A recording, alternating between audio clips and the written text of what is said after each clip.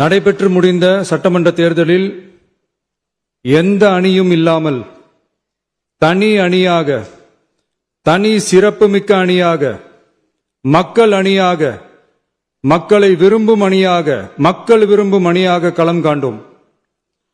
1967 and 1977 தேர்தல்கள் வாயிலாக அமைந்த சாமானியர்களின் அரசை போலவே 2026 சட்டமன்ற தேர்தல் வாயிலாக தமிழக வெற்றிக் கழகமும் சாமானியர்களின் அரசையே அமைக்கும் என்று மக்களிடம் தீர்மானமாக கூறினோம்.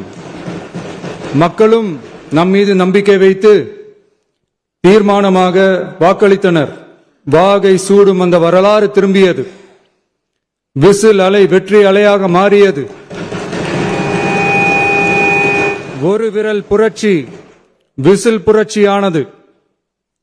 கட்சி ஆரம்பித்த 3 ஆண்டுகளுக்குள் 34.92% 1,72,26,208 வாக்குகளை மக்கள் தந்தனர்.